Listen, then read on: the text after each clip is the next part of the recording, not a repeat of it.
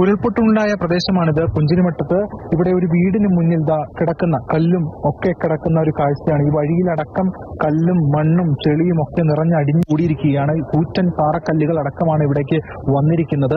അപ്പോൾ എത്രത്തോളം ശക്തിയിലാണ് ഇത് വന്നത് എന്ന് നമുക്ക് ഊഹിക്കാവുന്നതേ ഉള്ളൂ. ചെറിയ ഒരു പുഴയായിരുന്നു, അതാണ് ഇത്രയധികം വീതി കൂടി വലിയ തോതിൽ ഒഴുകി വീടുകളിലേക്കടക്കം ഇടിച്ച് കയറിയത്. ഇപ്പോൾ നമ്മളോടൊപ്പം ജയേഷ് ചേരുന്നു, പ്രദേശവാസിയാണ്. എത്രത്തോളം പേര് ഇവിടെ നിന്ന് അല്ലെങ്കിൽ എത്രത്തോളം പേര് ഇതിൽ പെട്ടുപോയിട്ടുണ്ട് ഈ മേഖലയിൽ? ഈ മേഖലയിൽ നിന്ന് പറയാം, മുണ്ടക്കായ് മേഖലയിൽ നിന്ന് ഏകദേശം ഒരു 200-200ഓളം പേര് ഇവിടെ തന്നെ ഇതിനകത്ത് ബാധിച്ചിട്ടുണ്ട്. പുഞ്ചിരിമട്ടത്ത് ഇവിടെ 60 വീടുകളോളം ഉണ്ട്. അതിലുള്ള കുറച്ച് പകുതിയോളം ആളുകളെ ഷിഫ്റ്റ് ആയിട്ടുള്ളൂ. ബാക്കിയുള്ള ആളുകളൊക്കെ ഇതിനകത്ത് പോയതാണ്. 60-ൽ 30ഓളം വീടുകളുള്ളവർ 30ഓളം വീടുകളിലുള്ളവര് മിസ്സിംഗ് ആണ്.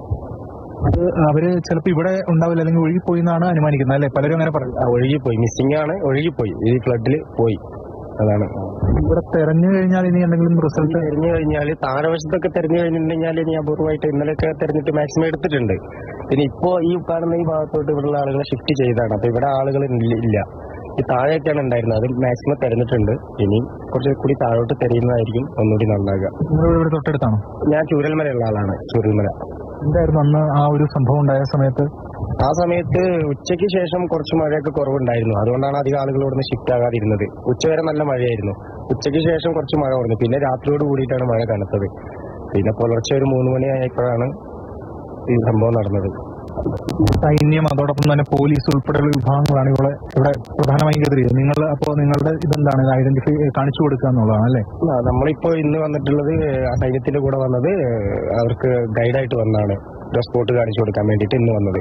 ഇന്നലെ മിനിഞ്ഞാന്നും NDRF, മിലിറ്ററി, പിന്നെ നമ്മുടെ റെസ്ക്യൂ എല്ലാ ടീമുകളും ഉണ്ടായിരുന്നു. ഹിറ്റാച്ചിയും JCB ഉപയോഗിച്ച് ഇന്ന് ഈ താഴെ വരെ ഇന്നലെ എല്ലാം തെരഞ്ഞതാണ്. അത് വനറാണി എസ്റ്റേറ്റ് ആണത്. അവിടുന്ന് ഇന്ന് മിനിഞ്ഞാന്നോടുകൂടി അവിടുത്തെ ആളുകളൊക്കെ നമ്മൾ ഇങ്ങോട്ട് ഷിഫ്റ്റ് ചെയ്തിട്ടുണ്ട്. അവരും ചിലർ ഉൾപ്പെട്ടു പോയിട്ടുണ്ടല്ലേ? അവിടെയുള്ള ആളുകൾ സേഫ് ആയിരുന്നു, പക്ഷേ അതിനുശേഷമാണ് അവർ ഷിഫ്റ്റ് ചെയ്തത്. അപ്പൊ അതിൽ ആളുകൾ അതിനകത്ത് പെട്ടിട്ടുണ്ടോന്ന് ഇതുവരെ അറിയില്ല. ഇത് ശക്തിയോടുകൂടി വന്നിടിയാണ് ഇടിക്കുന്നത്. അപ്പോൾ അതിന്റെ ആഘാതത്തിൽ പലരും ഇവിടെ നിന്ന് ഒലിച്ചു പോയിട്ടുണ്ട് എന്നാണ് മനസ്സിലാക്കുന്നത്. അതിന്റെ സൂചനകളായി മൃതദേഹങ്ങൾ താഴെ നിന്ന്, അതായത് ഈ പറയുന്ന ചുരൽമലയിൽ നടക്കം ലഭിക്കുകയും ചെയ്തിരുന്നു. എന്തായാലും എല്ലാ കാര്യങ്ങളും നോക്കുന്നുണ്ട്. വിവിധ കണക്കെടുപ്പ് ഉൾപ്പെടെയുള്ള കാര്യങ്ങൾ നടത്തുന്നുണ്ട്. നേരത്തെ കളക്ടർ ഉൾപ്പെടെയുള്ളവർ ഇവിടെ എത്തി, മേഖലയിലെത്തി കാര്യങ്ങളൊക്കെ, മുണ്ടക്കൈ ഭാഗത്തെത്തി കാര്യങ്ങളൊക്കെ നോക്കുന്നുണ്ടായിരുന്നു. മുണ്ടക്കൈക്ക് തൊട്ടുമുകളിലുള്ള ഭാഗമാണ് ഈ പുഞ്ചിരിമട്ടം എന്ന് പറയുന്ന പ്രദേശം. ക്യാമറമാൻ ആന്റണി ഗ്രിഗറിക്കൊപ്പം എസ് ഷാഗിൻ, മാതൃഭൂമി ന്യൂസ്.